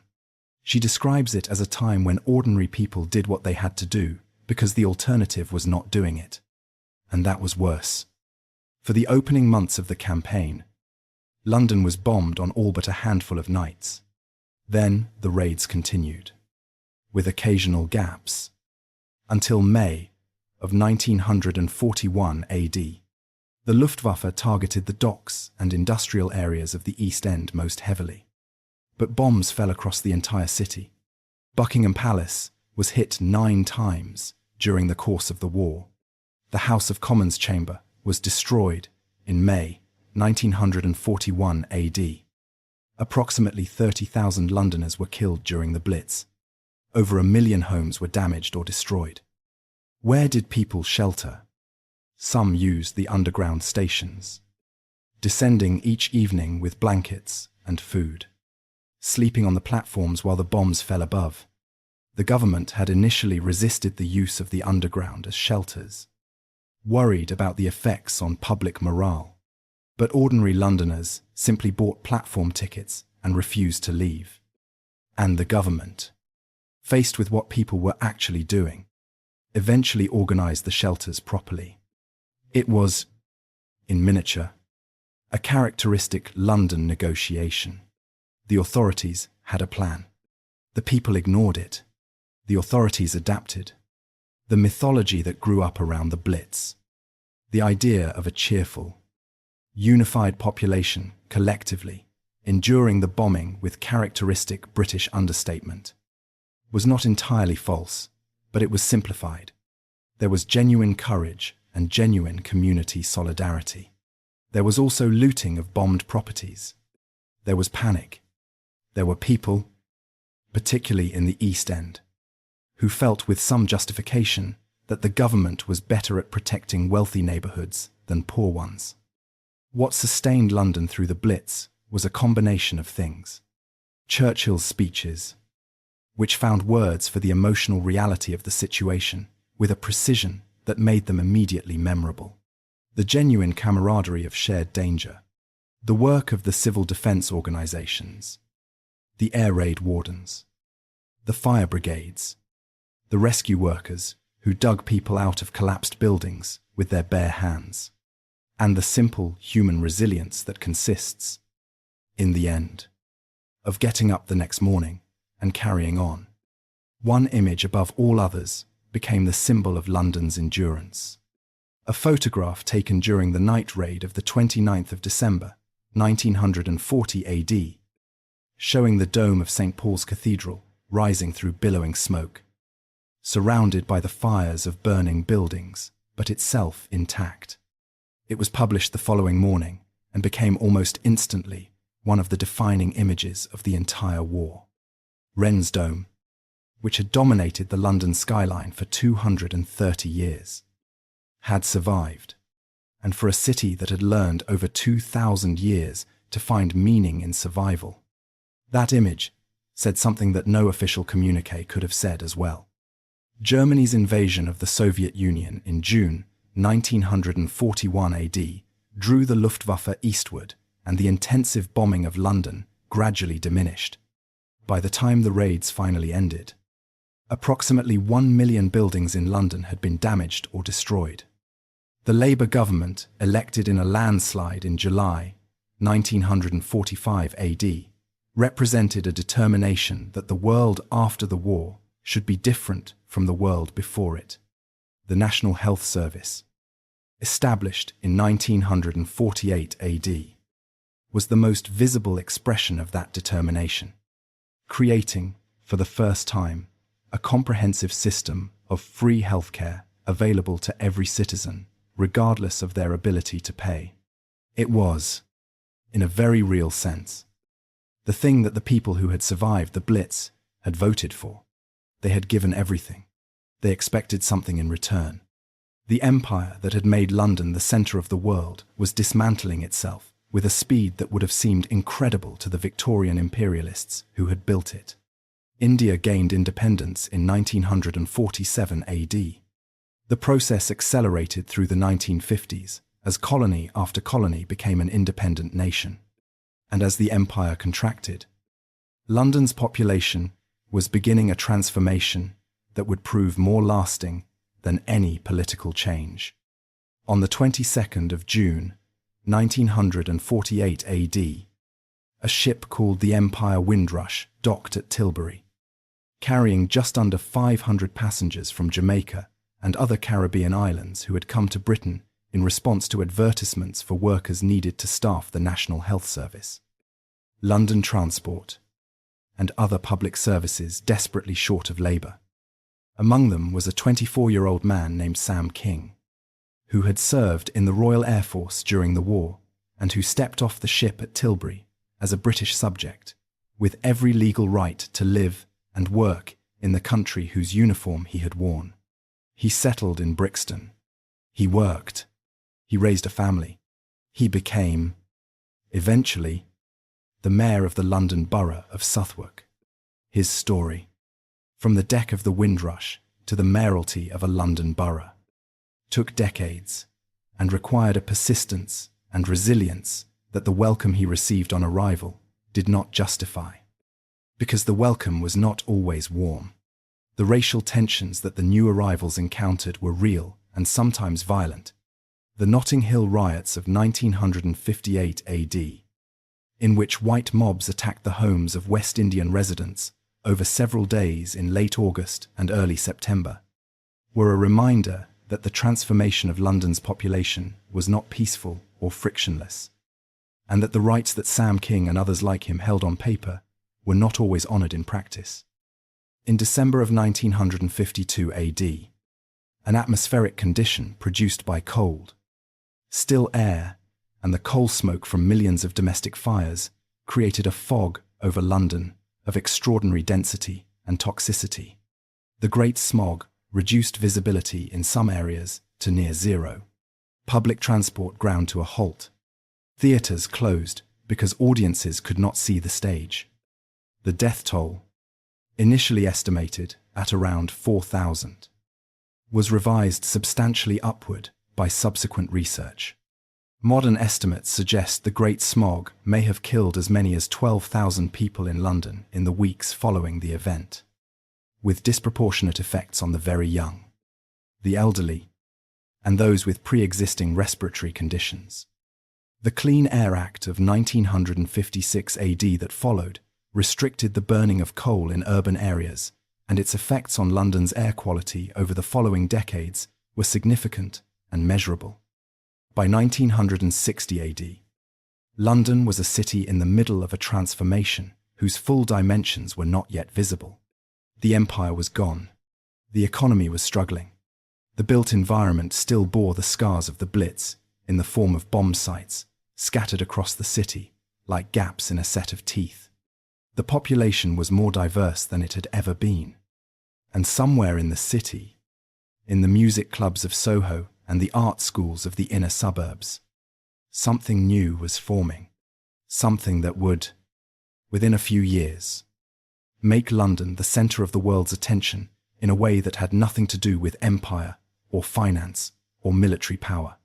The 1960s were coming, and London was about to surprise everyone, including itself.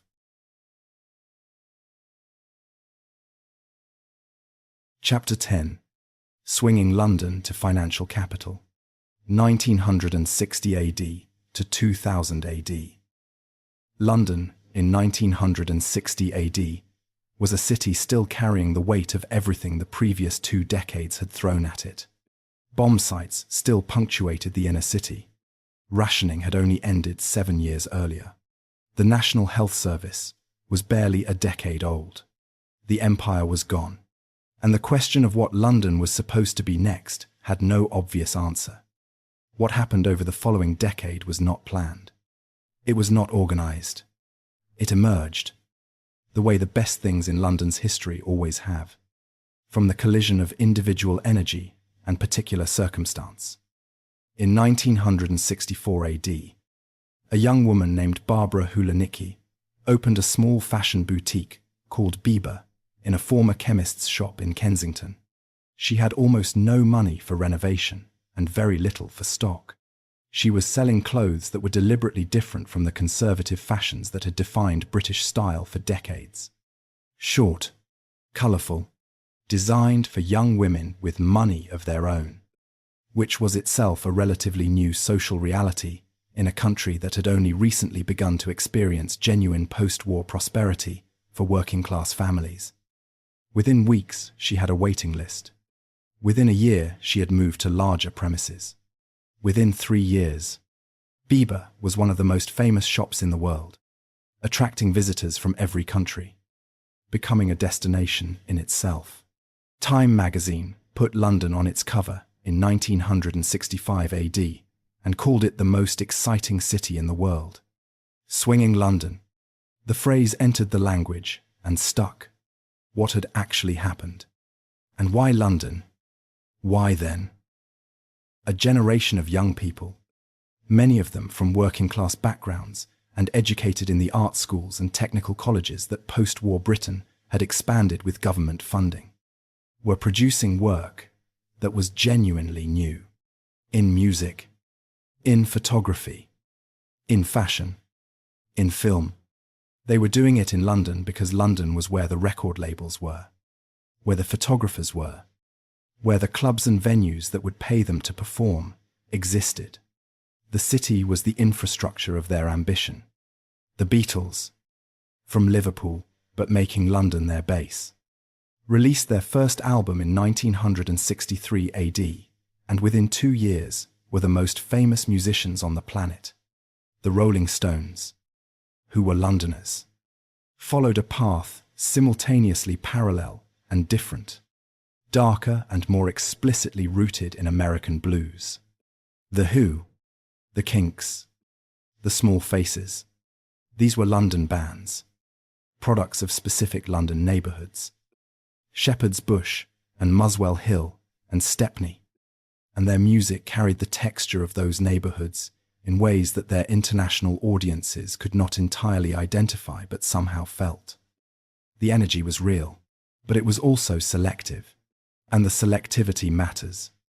The swinging London of magazine covers was a London of young, mostly white, disproportionately well-connected people whose relative affluence gave them access to the boutiques and clubs and art galleries that defined the image.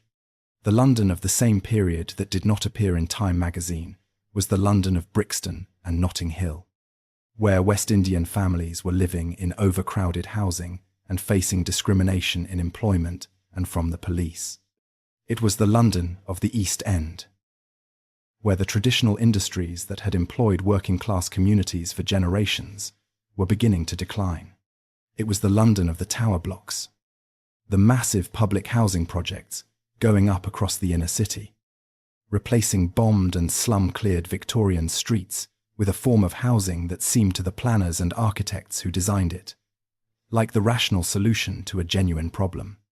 And that proved to many of the people who lived in it to be something considerably more complicated. The economic trajectory of London through the 1960s was one of gradual but accelerating decline in the industries that had historically employed the largest numbers of working-class Londoners. The docks, which at their peak had been among the busiest in the world, were losing business to the container revolution in shipping. Containerization, the standardization of cargo into large metal boxes, transferable mechanically between ships, trucks, and trains, was transforming maritime trade in ways that made the traditional, labor-intensive docks of the inner city obsolete. The new container terminals needed flat land with excellent road connections, not the confined waterways of the Pool of London. By the early 1970s, the great docks of the East End were closing. The West India Docks, the East India Docks, the London Docks, the Surrey Commercial Docks, the Royal Docks. These vast complexes that had employed tens of thousands of dockers and defined the character of entire communities shut one by one across roughly a decade. The last of the upstream docks closed in 1980 AD. What they left behind was approximately 8 square miles of derelict land and water, sitting immediately east of the City of London financial district. 8 square miles of silence, where there had once been noise and labour and purpose. An entire geography of loss. The 1970s were difficult in multiple dimensions, simultaneously. The economy was struggling with the consequences of the oil price shocks of 1973 and 1979 AD, which drove inflation and unemployment upward across the Western world. The Irish Republican Army extended its campaign of violence to London. Bombings in the city. The Old Bailey in 1973 AD. The Tower of London in 1974 AD. Harrods in 1983 AD. Created an atmosphere of intermittent terror through much of the decade and into the next. Race relations were characterized by tensions that occasionally erupted into serious violence. The Brixton riots of 1981 AD, triggered by aggressive policing in a community with deep grievances about discrimination and economic exclusion, resulted in extensive property destruction and hundreds of injuries. The Scarman report that followed acknowledged that relations between the Metropolitan Police and black communities in London had broken down seriously, and that the causes of the riots were rooted in social and economic deprivation as much as in immediate policing tactics. It was, in its language and its findings, an acknowledgement that the welcome Britain had extended to the Windrush generation and those who followed had been, in too many places and in too many ways, a broken promise. In 1979 AD, Margaret Thatcher became Prime Minister. Her government's programme of economic reform, involving the reduction of trade union power, the privatisation of nationalised industries, and the deregulation of financial markets, transformed Britain in ways that were felt nowhere more intensely than in London. The Big Bang of October 1986 AD, the deregulation of the London Stock Exchange and the financial markets around it, was the moment at which London committed itself irrevocably to a future as a global financial centre rather than an industrial city. Foreign banks flooded in. The financial services sector grew with extraordinary speed, generating profits and salaries that were, by historical comparison, staggering. And the derelict docks to the east of the city were, suddenly, the most valuable real estate in London. Canary Wharf, built on the former West India Docks site from the early 1990s, rose as a second financial district, a cluster of towers that changed the eastern skyline of London as dramatically as anything since the Great Fire. The flagship tower at 1 Canada Square, completed in 1991 AD, was at the time of its completion the tallest building in the United Kingdom. But the transformation of the Docklands raised questions that its architects were not always eager to address. The communities that had lived in the surrounding areas, the communities that had lost their livelihoods when the docks closed, did not generally benefit from the development that replaced those docks. Property prices rose dramatically. Social housing was limited. The new jobs in the gleaming towers required qualifications that the former dockers and their families did not have. The physical transformation of the landscape was extraordinary. The social transformation, for many of its existing members, was a displacement. This is a pattern that repeats across London's history with uncomfortable regularity. The city transforms. New wealth arrives. Old communities are displaced. The city becomes something new and extraordinary, and someone who had roots in what it was before is left to navigate what it has become. That pattern did not begin in the 1980s, and it did not end there either. Through the 1990s, London continued to reinvent itself in ways that were sometimes exhilarating and sometimes disorienting. By the end of the century, over 100 languages were being spoken in the city's schools. Entire neighbourhoods had developed distinct identities rooted in specific communities. Brixton remained the heart of the Afro-Caribbean community in London. Southall in West London was predominantly South Asian. Brick Lane in the East End had become predominantly Bangladeshi. The restaurant culture of London, once among the most derided in Europe, had been transformed within 2 decades into one of the most celebrated. The Tate Modern, which opened in 2000 AD in the converted Bankside Power Station on the South Bank, gave contemporary art a home that was itself, in its industrial repurposing, a statement about what London was becoming, a city that could take the rusted infrastructure of its industrial past and transform it into something that people would travel from every country in the world to see. In 2000 AD, London elected its first directly elected mayor. With the Greater London Authority reconstituted after Margaret Thatcher had abolished the original Greater London Council in 1986 AD. London entered the 21st century as a city that was, by almost any measure, more vibrant, more diverse, more economically powerful, and more expensive than it had been at any previous point in its history. It was also a city with profound, unresolved tensions about inequality, about race, about housing, about what it meant to belong to a place that was changing so fast that many of its existing residents felt like strangers in their own neighborhoods. The story of London in the 21st century would be, in large part, the story of those tensions playing out against a backdrop of events that no one in 2000 AD could have predicted.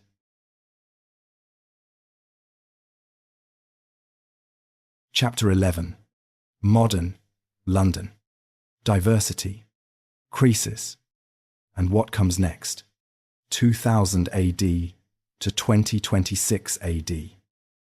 On the morning of the 7th of July, 2005 AD, 4 young British men detonated bombs on the London Underground and on a bus in Tavistock Square.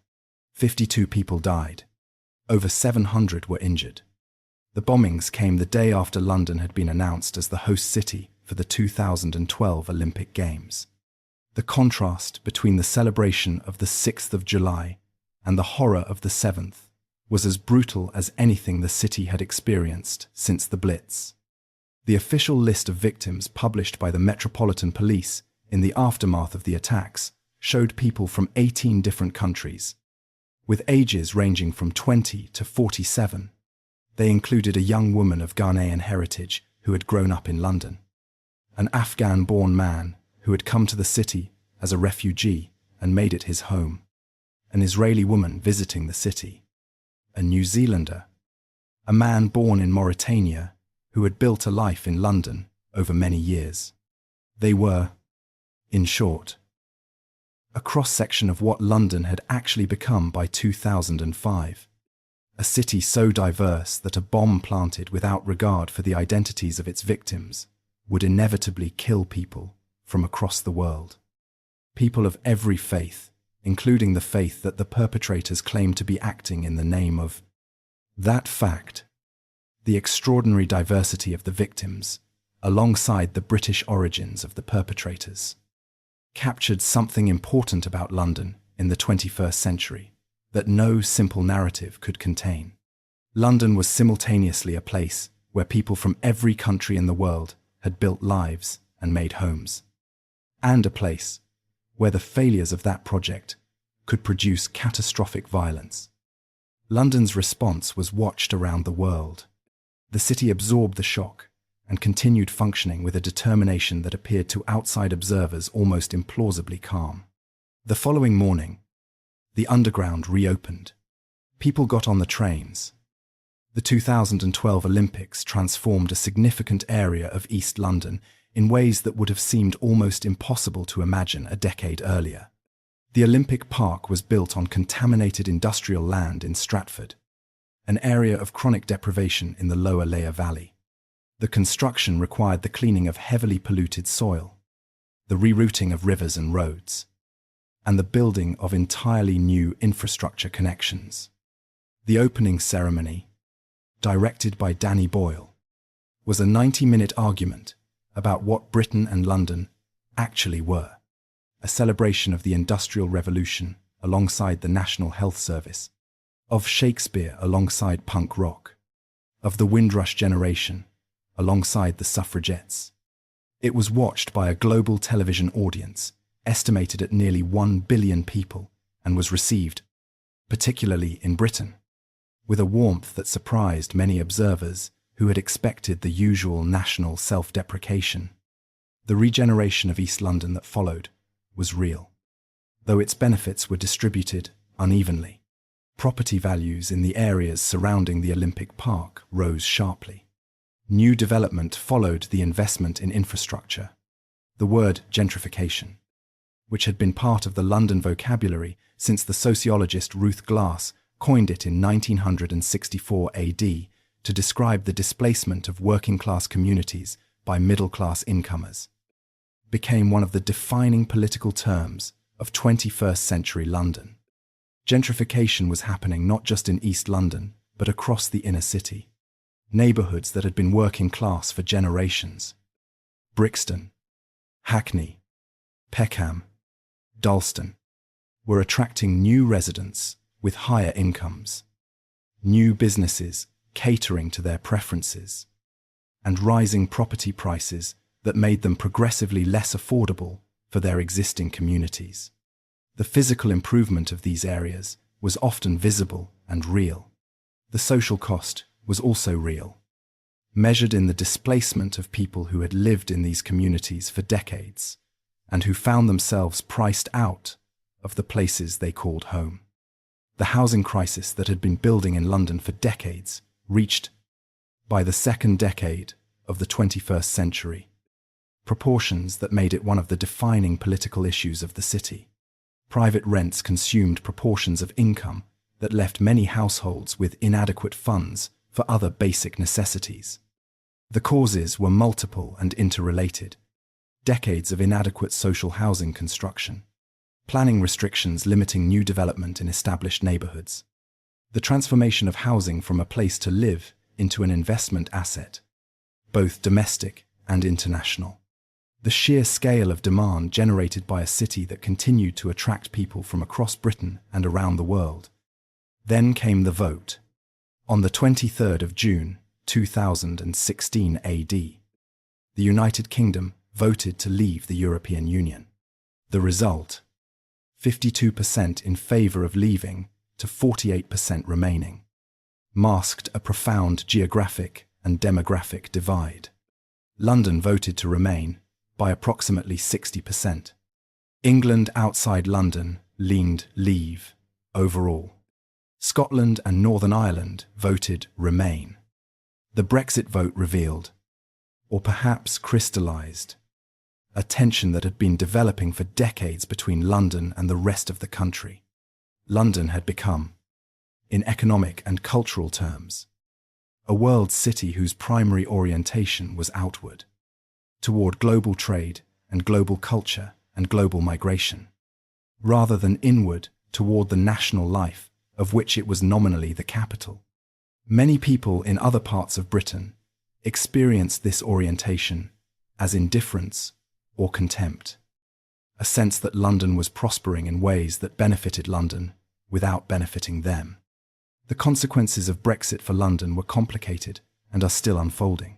Some financial institutions moved operations to Dublin, Paris, Frankfurt, and Amsterdam. The volume of business affected was significant but did not, as some had predicted, result in a wholesale exodus of the financial sector. The impact on London's European population was more immediately human. Approximately 1 million European Union citizens were living in London at the time of the referendum. The uncertainty about their status, and the broader signal that Britain was reorienting away from Europe, prompted some to leave and caused genuine disruption to lives that had been built on the assumption of permanence. Then came something that disrupted everyone's lives, regardless of their views on Brexit or anything else. In March of 2020 AD, a virus that had emerged in Wuhan, China, in late 2019 AD, reached Britain. The COVID-19 pandemic struck London first and hardest among British cities, in part because of its density and its role as an international transport hub. On the 23rd of March 2020 AD, Prime Minister Boris Johnson announced a national lockdown. The lockdown transformed London in ways that felt almost surreal to everyone who experienced it. Streets that normally carried tens of thousands of people daily were empty. The Underground, which had been carrying 5 million passengers daily before the pandemic, fell to a fraction of that. The restaurants, theatres, cinemas, and music venues that defined the cultural life of the city closed entirely. The sounds of central London, the traffic, the crowds, The constant background murmur of a city of 9 million people going about their lives were replaced by something that Londoners had not heard in living memory. Birdsong. The human cost was severe. London recorded tens of thousands of deaths attributed to COVID-19. According to official public health figures from the UK Health Security Agency and the Office for National Statistics, the deaths were not evenly distributed. People from Black, Asian, and minority ethnic backgrounds died at significantly higher rates than white Londoners, a disparity that the Office for National Statistics documented in reports published during and after the first wave. The disparity reflected underlying inequalities in housing density, employment in exposed sectors, and access to healthcare that the pandemic made brutally visible. Among those most affected were the workers who kept London functioning during the lockdowns. The bus drivers, the supermarket workers, the care home staff, the delivery riders. Many of them were from minority ethnic backgrounds, disproportionately represented in the frontline roles that carried the highest exposure risk. Their contribution to the city's survival during its worst public health crisis in 70 years was enormous. Their vulnerability during that crisis was, as documented in official data, also disproportionate. It was, when you looked at it clearly, the same pattern that had appeared in the booth poverty maps of the 1890s, the same pattern visible in the mortality statistics of the cholera epidemics, the same fault lines running through different centuries under different names. London's capacity to generate wealth and culture and energy of extraordinary quality has never been matched by an equal capacity to distribute the benefits of that wealth fairly among the people who make the city function. That remains the unresolved question at the heart of London's story. When the lockdowns ended and the city reopened through the course of 2021 AD, it became clear that the pandemic had accelerated changes already underway. The shift to remote working became a permanent feature of working life for a significant proportion of London's office workforce. Commuting patterns changed. The debate about what this meant for London's future remains genuinely open. And anyone claiming certainty about the long-term consequences of the pandemic on the city's urban form is claiming more than the evidence currently supports. The London of 2026 AD is a city of around 9 million people, depending on how London is defined and estimated, speaking over 300 languages, organized around an economy that is simultaneously one of the most dynamic and one of the most unequal in the developed world. Its skyline continues to change. The Shard at London Bridge, completed in 2012 AD and designed by Renzo Piano, stands at approximately 1,016 feet.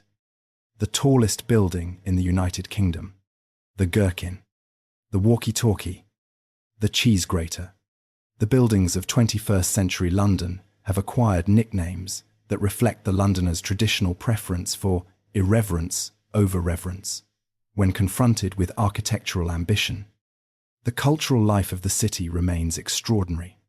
The museum and gallery network, much of it free to enter, is among the finest in the world. The theatre, concentrated in the West End and on the South Bank, but spreading across the city in fringe venues and community spaces, produces work of consistent quality and genuine diversity. The music scene, spanning every conceivable genre, reflects the full complexity of a city that contains multitudes. The political questions London faces in 2026 AD are in some ways the same questions it has always faced, and in some ways entirely new. The same questions. Because London has always been a city of profound inequality, and because the question of who the city is for has never been fully or fairly answered. The Peasants' Revolt expressed that question in 1381. The Booth poverty maps expressed it in 1890. The gentrification debates of the 21st century express it now. different vocabulary, different century. The same fundamental question. The new questions arise from the specific circumstances of the present. The consequences of climate change for a city built on a tidal river are becoming more pressing as sea levels rise and extreme weather events increase in frequency. The Thames Barrier, completed in 1982 AD, was designed for specific sea level conditions. And updated climate assessments suggest those conditions are changing more rapidly than earlier projections anticipated. The governance of artificial intelligence and the digital economy is reshaping London's labour market in ways whose full implications are not yet visible. And the relationship between London and the rest of the United Kingdom, strained by Brexit and by the persistent sense elsewhere in Britain that London absorbs a disproportionate share of national investment and attention, is a political challenge with no easy solution. And yet, stand on any bridge over the Thames on a clear morning in 2026 and look at the city spread around you. What you see is the product of almost 2,000 years of continuous human effort. The Roman engineers who chose this river crossing because it was the narrowest point they could find. The Saxon merchants who built their trading settlement on the Strand. Alfred the Great, who looked at a ruined Roman city and saw not a ruin, but a fortress. William the Conqueror, who built his stone tower, facing inward, toward the people he needed to control. The medieval merchants who negotiated rights from kings in return for money that kings needed. The victims of the Black Death who died in tens of thousands, and the survivors who rebuilt. Wat Tyler, who walked to London at the head of an army and made a teenage king make promises. The Elizabethan playwrights, who turned a wooden theatre on the South Bank into the centre of the English language. Thomas Fariner, who failed to extinguish his ovens one September night. Christopher Wren, who drew a perfect city on paper and watched it get rejected because property rights were too complicated. Joseph Basil Gett, who built sewers large enough for a future he would not live to see. Mary Ann Nichols and Annie Chapman and Elizabeth Stride and Catherine Eddowes and Mary Jane Kelly, whose names deserve to be remembered. The people who sheltered on underground platforms during the Blitz and made cups of tea in the morning. Sam King, who stepped off the Empire Windrush and became the mayor of a London borough. Gladys Langford, who wrote in her diary about the bombs and the fear and the tea and the smoke over the rooftops. The millions of people who came to London from every country in the world and changed it in ways they may not even have known they were changing it. All of them are in the city. All of them are in the layers beneath the streets. London is not a place. It is a process. A continuous argument between what it has been and what it might become. Between the people who are here now and the people who will arrive tomorrow. Between the weight of history and the pressure of the future. Every city that has ever tried to be great has had to answer the question of who it is for. London has been answering that question for almost 2,000 years. Its answers have been inconsistent, often unjust, sometimes brilliant, occasionally magnificent, but it has kept answering. It has kept adapting. It has kept absorbing new people and new ideas and new crises and incorporating them into itself in ways that change both the city and the people who come to it. The Thames kept flowing through Roman Londinium. It kept flowing through Saxon Londonwick and Norman Londonburg and medieval London and Elizabethan London and Victorian London and Blitz London. It flows through the London of 2026. Carrying the same water past the same hills that it carried past the gravel banks where the Romans built their first bridge nearly 2,000 years ago. The city above it has changed beyond recognition. The river does not care, and somehow, in that indifference, there is something that feels like permanence. London survives. London adapts. London endures. That is what it has always done. That, in the end, is what it is.